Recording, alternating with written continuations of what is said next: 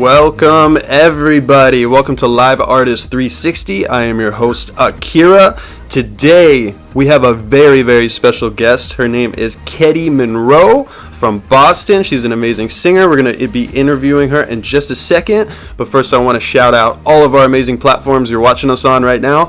Facebook Live, YouTube Live, Livestar app, Periscope, Twitter. I said Livestar. You know where you're watching us. Shout out to you guys. We see your comments. Thank you so much for your shares. Keep sharing. Keep showing that love. Now, let's see if we can get Kettie on the line. Kettie, you there? Hey, how's it going? Hey, what's good? Thank you so much for doing this with us. Nice to meet you. Nice to have you on the show. Kettie, where are you from? We already said you're in Boston right now. So where are you originally from? So originally, I'm actually from the Bahamas. My parents are from Haiti. No, I've never been to Haiti. Everybody asks me all the time. But Massachusetts is my home. This is all I've known. I've never left this, country ever since. I've never been outside the U.S. I've never been back to the Bahamas since. Boston is just always where I've been from the moment I was 2 months old till now. And, I'm here again. I know after high school, I moved to Florida for a little bit to try to get the music career started. Didn't really work out. It's not somewhere a 19-year-old girl with no money wants to be. Florida? It's definitely a retirement state, but I love Florida. They have an awesome EDM scene over there. That's kind of how I got into the pop thing. They're very well known for that.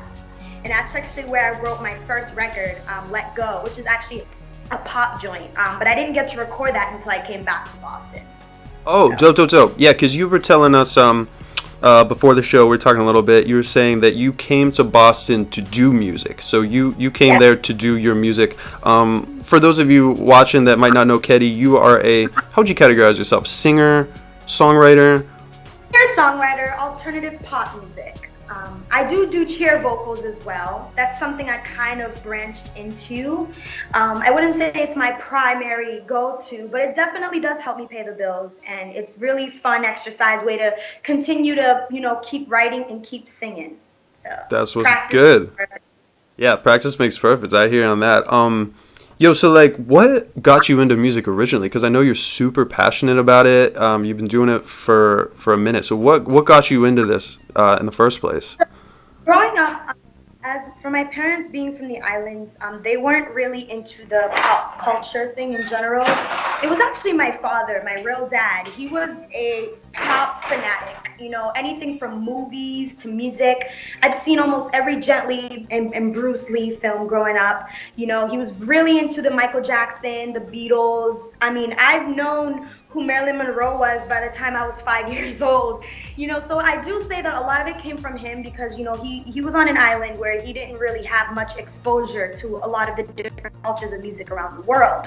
So when he moved here and we came here and we grew up, he actually got me into the universal side of things. So it wasn't just like listening to compa, which is it's a Haitian Creole traditional type of music. He got me into rock, he got me into hip hop, he got me into pop. I mean, Spice Girls had something to do with that a little bit, I'll be honest. So growing up, there was Janet Jackson, Michael Jackson, you had the Temptations, you had Britney Spears, you had Madonna, so it was a lot of the pop influences. I'm a 90s baby in general, so you can tell in the 90s era, there was a lot, it was a lot of popular songs as far as the pop genre goes. I do believe I should have been an 80s baby. Molly Ringwald would have been my best friend. I can see you rocking that style. Oh, yeah, definitely.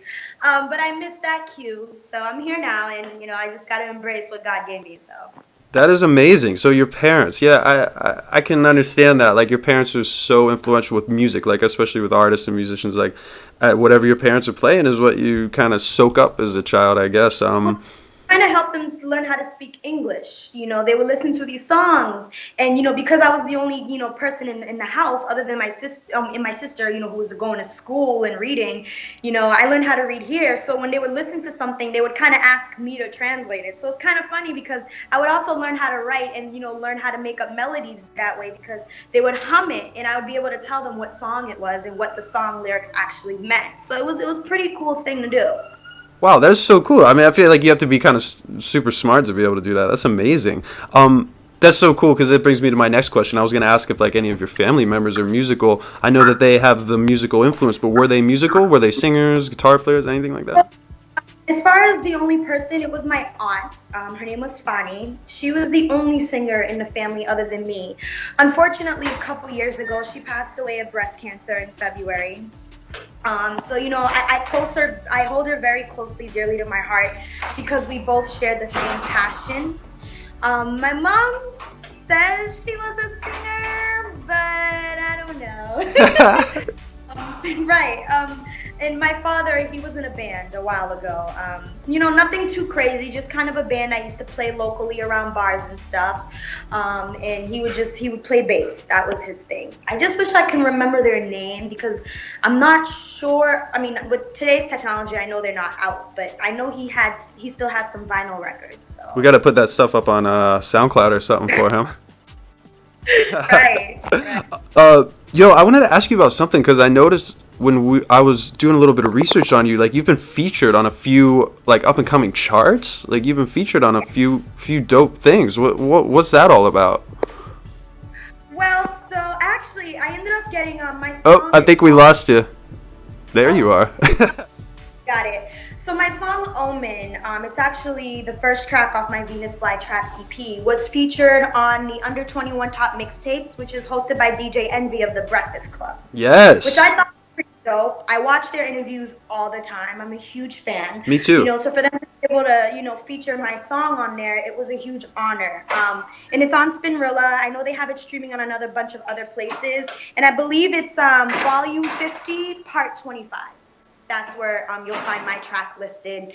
I've also been featured under DJ Khaled Kush's mixtape as well. That was about a couple years ago. He's very well known on the urban charts of things, like hip hop, trap music. That was for my song. And as far as charts and stuff like that, those really have been the only features I've done. I've done some voiceover work for Bounce TV Network. I thought that was pretty dope. Holy crap, you're busy. Yeah, they're well known now. It was when they first started out, so a lot of people didn't know about them.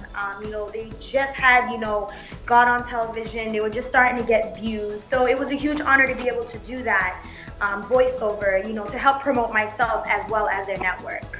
That's really, really cool. So, like, that's just we're learning something every second. It's like, wow, voiceover work, singing, writing, like you can just pull things out of the sky. Like that's so dope. Like for an artist, like you to just kind of like be able to do, because I feel like singers, songwriters, a lot of times someone might write their songs, they might kind of coach them, might tell them what to do. You seem like the real deal. You seem like you really are doing what you love and you're inspired by like the real things. You know what I mean? That's super, super cool.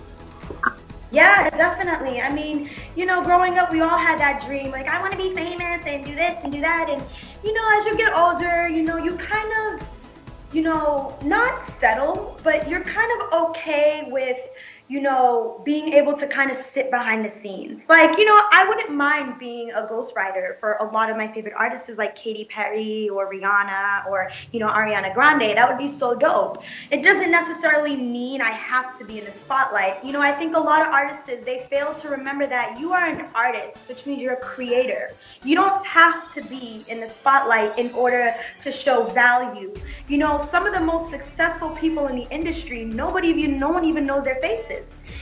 Because they're the ones that are behind the scenes. They have the pen in their hand. They're the ones that make the hit records. And there's absolutely nothing wrong with being that, I mean, some of the biggest artists never have to pick up a pen.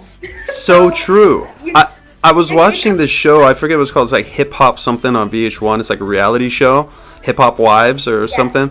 And there's like a songwriter on the show, and I'd never seen her, never heard of her. But I was watching last night, and she was spitting off like, "Oh, I write for Tyga and all these." It was like 10 artists, and I was like, "Whoa, okay, cool." Like you, just like you said, like you can be on top of the game and killing it, and even doing more than some artists are doing if you're okay with not being the center of attention or being in the spotlight. Like you can really use your talent for more than just one thing. I know in the industry they always try to like kind of marginalize artists and keep them in a box. Yeah. And they kind of try to hold you a little bit, you know, they focus more on the image thing, and I know that can be a little discouraging for a lot of, especially young artists as getting older. And you know, a lot of times they ask me for advice. They're like, Kettie, how do you do it? You know, you must have to deal with this stuff. I'm like, of course.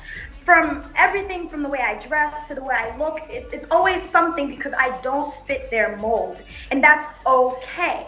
Yeah. I don't have to fit their mold. I'm okay with being the creator, being the one that has the talent and the ability to make these things happen. You know, and it was hard for me at first, but I learned to accept that, because if you truly have passion for something, you're gonna be able to find a way around it, you know? Absolutely. If you're doing fame and the money, it's not for you. You won't get far because it's very shallow.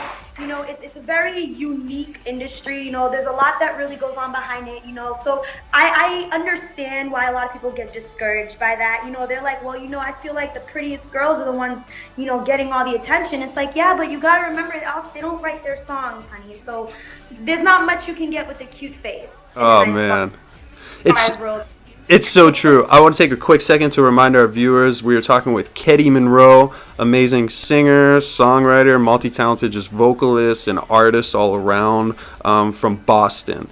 So dope. Thank you guys for tuning in. Make sure to keep sharing, keep commenting. We see your comments. Thank you, Facebook Live, YouTube, Periscope, everyone. Shout out to you guys. So, what's up? Oh no, I was just thanking them as well. Heck yeah, that's what's up. Kettie, you're definitely awesome. It's really cool to chat with you. I have another question for you. Yeah. I saw that you performed at the Hard Rock. How was that? I did. That was on July 28th. I performed at the Hard Rock Cafe in Boston. It was my first major show. I mean, a lot of the other showcases I do, you know, they're usually, you know, small showcases, you know, that don't really, you know, hold a lot of people as far as capacity goes and things like that. So for me to be able to do the Hard Rock Cafe, you know, it was honestly a dream come true. I know it sounds really cliche, but I've always walked by and I told myself one day I'm going to perform there, and it happened. That's super dope. I feel like when you're an artist, I know from my history, like, it's just like you said, like, if you want to play the Hard Rock, that's what you got to do. You know what I mean? You can't be doing what other people are trying to tell you to do. Like, even if it sounds like a simple, I wouldn't call it cliche, but it's just like, yeah, you want to play the Hard Rock, so you went and you made it happen. You know what I mean? And it's all about kind of like topping that. So the next time you're going to want to do this, then you're going to want to do that, and you just got to keep going after it. Like, what was it like performing at the Hard Rock? I know a lot of artists may want to perform or may wonder what it's like. What was the deal? I was super nervous. Definitely nervous. Super nervous. But, you know, I was able to shake off my nerves because I had some, you know, really nice supporters there. You know, there were other artists who I also shared the stage with as well. So, you know, they've been doing that venue and for a while, so able to kind of, you know, show me the ropes a little bit, you know, give me some key pointers, because I'll be honest, you know, as a recording artist, I've kind of been locked in a studio for the past few years. I'm just starting to get my feet wet with the performance side of things, so it was a really unique experience to share such a huge stage at the stage that I'm in as far as a performer. I see. So I was really pleased that they were able to trust me, you know, to kill it, and I did an amazing job from what I heard. So, how many songs do you play? How many songs did you perform? I performed 2 songs. I performed Puppet and I performed King's Bed. Nice. That's super cool. That's so dope. I've been obviously to the Hard Rock, and they always have some really awesome performers. So shout out to you for making that happen. That's what's good. Dude, so tell us, what are like your future plans for music? Like, what's your future direction? What are you really vibing on right now, like as an artist? What do you see? So I'm definitely still trying to market the EP, get it out there more. I was able to finally find myself a manager, which took me 2 years to do. It's so hard to find a manager. Yes. Like, One that you can trust. yes, exactly. So I'm currently actually in the middle of filming a new movie, my first movie. Actually, it's not about me. It's about the music industry. It's called Bars. And it's a low budget film, so something you would kind of get like on ICF or something like that. That's I awesome. play a girl, her little sister. The girl's name is Divine. I play a 16-year-old girl actually, so it's gonna be pretty cool to play someone a lot younger than me. I mean, I get it a lot that I look a lot younger than I actually am, so I said, hey, why not? Maybe I can take up this challenge. Other than the movie, I am going to be recording some new songs, and I'm supposed to be flying back out to LA in October for a mini tour concert, so that should be fun. You will have to let us know because we're broadcasting out of LA, which is so dope. So you have to let us know when you're in town. We'd love to maybe come by yes, and definitely. maybe we could get a little live performance or something on the show from you. That would be nice. Super dope. Where are you right now? What is that? An iguana? Yeah, so it is an iguana. Yeah. I love it. I stop. My favorite animal. Is that where you work? No, I don't. I work in catering right now. Oh, nice. Yeah. Listen, those future plans sound dope. Like, I really think that whatever you do, you're gonna kill it, especially like with the movie and stuff. Like, I could see you really dominating a movie. I could see you doing a lot with your vocals and everything. Like, your vibe is really positive. Seems like you really are being fueled by the right things. So just want to say thank you so much for giving our viewers this opportunity to kind of like get a little look into your life. Oh man, no, thank you so much for having me.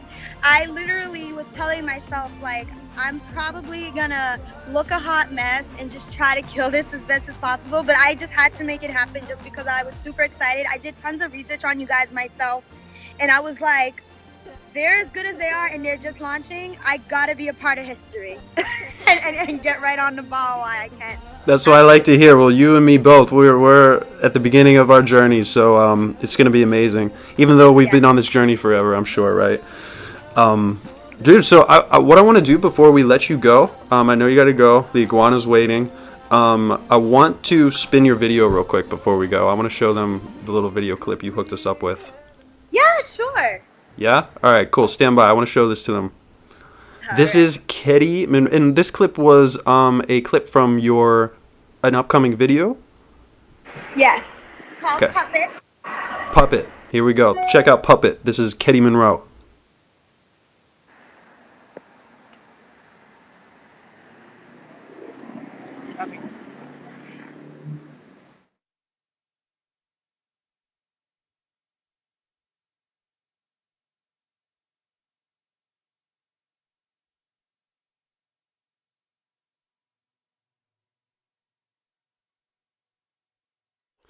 I love how you just go out there and you're just on the street and you're just doing your thing, just owning it. I freaking love that. Any last words for our awesome guests? Our awesome viewers. Any last words for the viewers? So you can definitely order my album Venus Flytrap. It's everywhere on Spotify, Tidal, iTunes, Amazon Music, Google Play. And honestly, I prefer you guys to get a free listen, even a free download. So you can just check out my SoundCloud, Kettie Munroe, KettiMunroe, and you can check that album out. And I got a lot of things coming for you guys soon. Thank you so much. That's what's up, Kettie. Thank you so much, so much for being here. You are absolutely amazing. I hope we get to have you on the show again. Well, all right, you have an awesome day, all right? You too. Live all right, 360. peace, Kettie. Woo! Woo!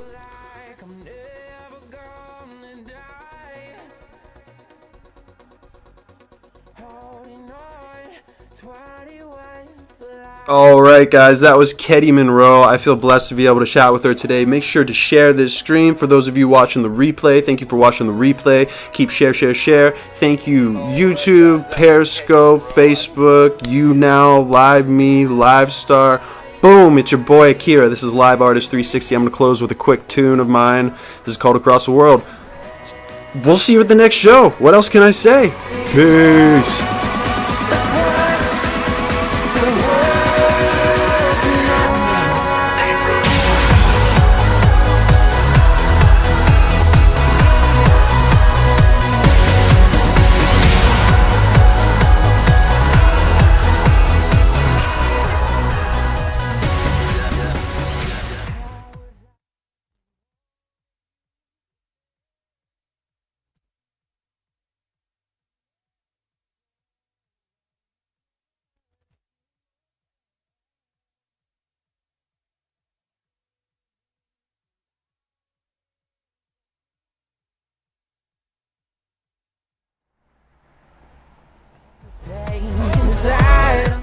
What's good, everybody? Thank you so much for joining.